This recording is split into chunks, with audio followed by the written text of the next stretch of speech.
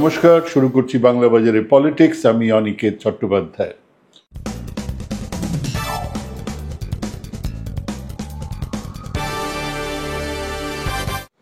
অনেকেই বলেন উনি রাজনীতির মানুষই ছিলেন না, পাকে চক্রে রাজনীতিতে ঢুকে পড়েছিলেন, পাকে চক্রেই মন্ত্রী, এবং সেই একই ক্রমশ ঘটতে থাকা ঘটনার পথ বেয়ে মুখ্যমন্ত্রী, দলের পলিট ব্যুরোর সদস্য হয়ে গেছেন। আসলে এক আদন্ত আবেগী মানুষ। বুদ্ধদেব ভট্টাচার্যের কোনো উচ্চ মাধ্যমিক স্কুল বা মফস্বল কলেজের বাংলার শিক্ষক হলেই ভালো হতো।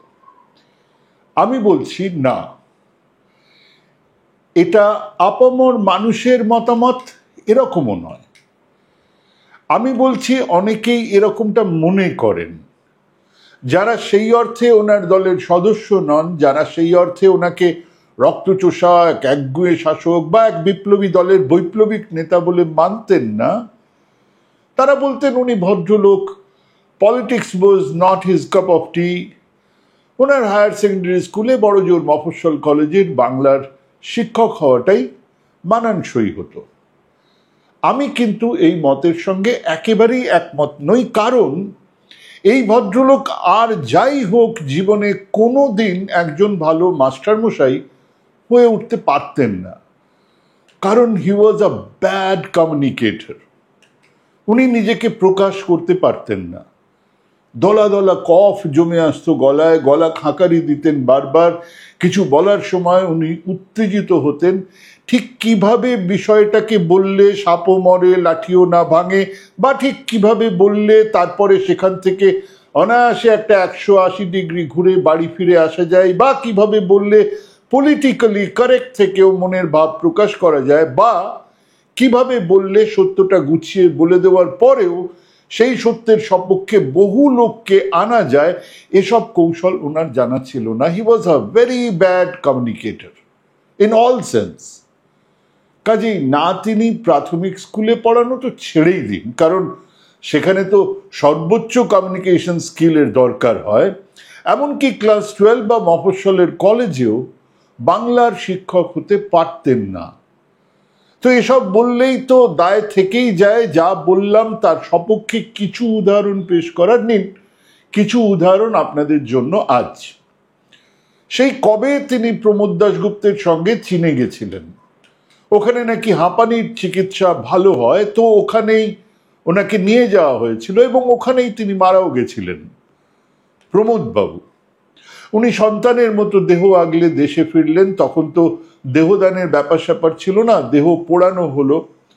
তার কিছুদিন পরে কিছু সাংবাদিককে বুদ্ধবাবু জানালেন চীনে উনি রান্না করা জ্যান্ত মাছ খেয়েছেন।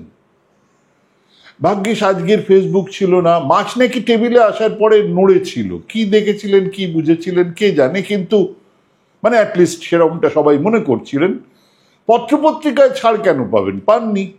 এক চোট খিল্লি হয়েছিল ওনার এই রান্না করা জ্যান্ত মাছ খাওয়া নিয়ে, এমনকি দলের মধ্যেও হাসাহাসি হয়েছিল। এক নেতা তার স্বভাবসুলভ ভঙ্গিতেই আমাকে জিজ্ঞেস করেছিলেন, খাইছস নাকি রান্না করা জ্যান্ত মাছ? তারপরে চোখ মোটকে বহু পরে চীন গিয়ে ব্যাপারটা দেখেছিলাম, বুঝেছিলাম। বেশ একটা 500-600 সাইজের মাছ মাথার দিকটা হাতে ধরে বাকি শরীরটা তেলের মধ্যে ডুবিয়েই চচ্চড় করে ভাজা হওয়ার সঙ্গে সঙ্গে প্লেটে রেখে তার উপরে সস ঢেলে দিয়ে টেবিলে হাজির করা হয়। তখনও সেই মাছের মুখ নড়ছে, খুলছে, বন্ধ হচ্ছে।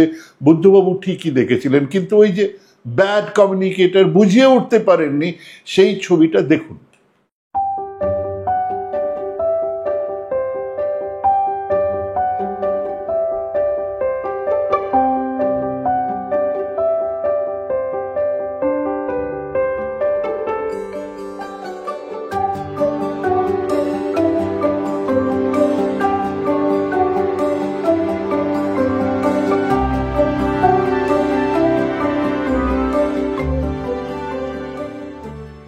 মানে সেই রান্না করা জ্যান্ত মাছ, যা সেদিন তিনি বোঝাতে চেয়েছিলেন, বোঝাতে পারেননি।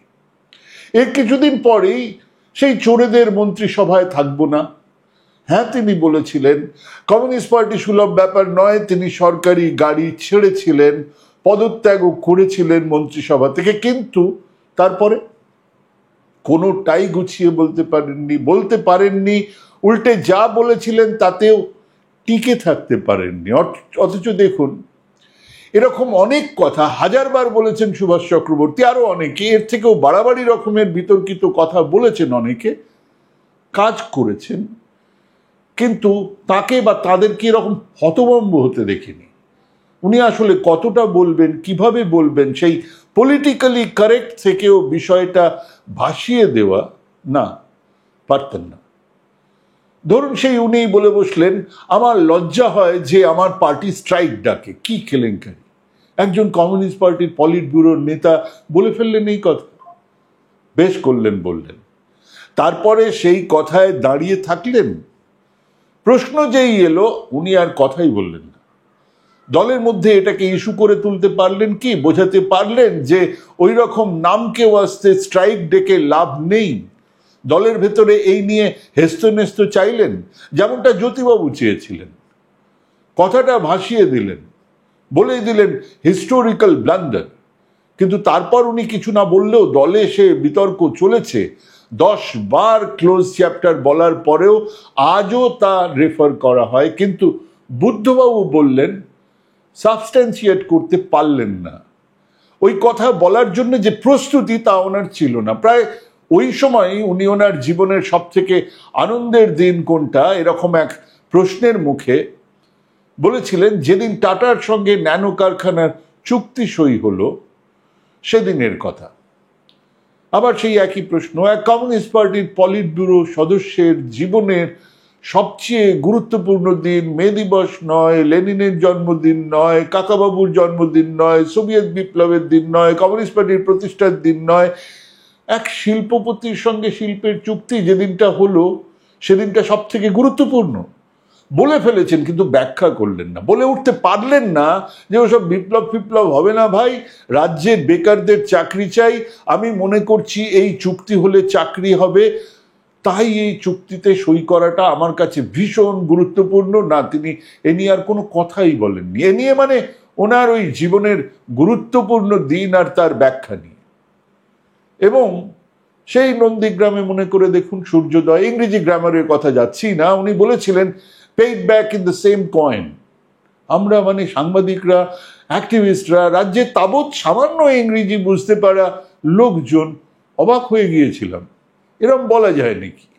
মানে তখন এরকম বলার চল তো ছিল না। আচ্ছা, ধরুন বললেন যে হ্যাঁ, তোমরা যা করেছো আমরা তা অক্ষরে অক্ষরে ফিরিয়ে দেব, বেশ করলেন, কিন্তু সেটারও পক্ষে কি উনি দাঁড়িয়েছিলেন? বলার পরে সম্ভবত নিজের বিবেক দংশনের ফলেই আর ও কথা নিয়ে আলোচনাই করেননি। সেই অর্থে যা করেছিল বিরোধী দল, যেভাবে স্তব্ধ করে দিয়েছিল গোটা রাজ্যকে, রাস্তাঘাট সবকিছু, যে তীব্র মাত্রায় উঠেছিল আন্দোলনের অভিঘাত, প্রশাসন কি তার সমান তো ছেড়েই দিন, কিছু অংশও ফিরিয়ে দিতে পেরেছিল? পারেনি। কারণ ওই যে একজন দক্ষ প্রশাসক হতে গেলে যে কমিউনিকেশন স্কিল দরকার, তা ওনার ছিল না। কিন্তু খানিকটা বলার ফলে পরিস্থিতি আরো ঘোরালো হয়েছে। Paid back in the same কয়েনের দায় নিতে হলো, অথচ সেই 16 আনার কয়েনের 1 আনাও ফেরত দিতেও পারলেন না। সব মিলিয়ে দায় নিলেন 235 থেকে 35-এ নেমে যাবেন। উনি বিপ্লবের স্বপ্ন দেখেছেন, কিন্তু এক সময় এসে সেই দুনিয়া কাঁপানো 10 দিনের বিপ্লব আর সম্ভব নয়, সেটাও বুঝেছেন। খানিক লিখেওছেন, কিন্তু সেভাবে দলের কাছে রেখে একটা তত্ত্বায়ন, একটা পাল্টা দলিল নিয়ে এগোনো, না, সেটা তার পক্ষে সম্ভব ছিল না। তিনি শিল্প চেয়েছেন, কিন্তু কোন রাষ্ট্রে শিল্প কেবল বেকারের চাকরির শর্তে গড়া যায় বা গড়ে ওঠে? শিল্প গড়ে ওঠে পুঁজির শর্তে, মুনাফার শর্তে। জানতেন না বুদ্ধবাবু? জানতেন, নিশ্চয়ই জানতেন বলেই বলেছিলেন, টাকা আনতে যাচ্ছি, বেড়ালের রং কালো না সাদা সেটা জেনে কি লাভ। কিন্তু আবার সেই একবার উচ্চারিত কথাকে তিনি প্রতিষ্ঠা করতে পেরেছিলেন এক নির্দিষ্ট অর্থনীতির বেড়ে ওঠার শর্তে। শিল্প হয় বেকারের চাকরির শর্তে নয়, কিন্তু ওই যে ব্যাড কমিউনিকেশন। একজন কমিউনিস্ট পার্টির পলিট ব্যুরোর নেতা বলছেন একজন চাষার ছেলে চাষা হবে, মানে চাষা মানে যিনি চাষ করেন সেটা হওয়া কি খুব অপমানজনক কিছু নাকি? নাকি চাষির ছেলে ইঞ্জিনিয়ার না হওয়াটা খুব খারাপ কিছু? একজন চাষা আধুনিক যন্ত্রপাতি, সেচ, চাষের প্রক্রিয়া আর তার ফসল বিক্রি করার অনুকূল ব্যবস্থা থাকলে যৌথ খামারের সেই ব্যবস্থাতে যে কারোর সঙ্গে পাল্লা দিতেই পারেন। বুদ্ধবাবু জানতেন না? নিশ্চয়ই জানতেন। কিন্তু আবার এই অবস্থায় যা হওয়া উচিত সেটাকে ব্যাখ্যা করতে গিয়ে একটা ব্যাড কমিউনিকেশন। চাষার ছেলে কি চাষা হবে? তিনি তার ঘনিষ্ঠ পরিচিতদের মধ্যে একজন মিশুকে মানুষ, আড্ডা দিতে ভালোবাসেন, কথা বলতে ভালোবাসেন, বৃত্তের বাইরে আত্মম্ভরী একজন ইন্টেলেকচুয়াল, আরো বৃহত্তর ক্ষেত্রে নিজেকে মেলে ধরতে অক্ষম। তাই থেকে যাবে ওই কথাগুলোই। তিনি সৎ, তিনি বাংলার ভালো চেয়েছিলেন, তিনি শিল্প চেয়েছিলেন, কিন্তু না পারার খাতায় এই সব ক্ষেত্রেই না এসেছে শিল্প, না পেরেছেন দলের তলার সারির নেতাদের সামাল দিতে, অনিল বসু থেকে লক্ষণ শেঠ সামলানোর মেকানিজম তার জানা ছিল না। সব মিলিয়ে বাংলার এক ট্র্যাজিক হিরো, যিনি সারা জীবন স্বপ্ন দেখেছেন, যিনি কোনোদিনই নিজেকে, নিজের বলতে চাওয়া কথাগুলোকে বুঝে উঠতে পারেননি, এবং শেষ পর্যন্ত মানুষ বুঝলো না এই কষ্ট নিয়ে গুমড়ে গুমড়ে থেকেছেন, একলা হয়েছেন, ক্রমশ নিঃসঙ্গতা ঘিরে ধরেছে। আজ সেই নিঃসঙ্গতা কাটল। আগুনের উত্তাপ, গলায় জমে থাকা কফ সরে যাবে, উনি কথা বলবেন, কিন্তু আবারও তা আমরা শুনতেই পাবো না। Bad communication. আজকে এখানেই শেষ করছি। নমস্কার, ভালো থাকবেন।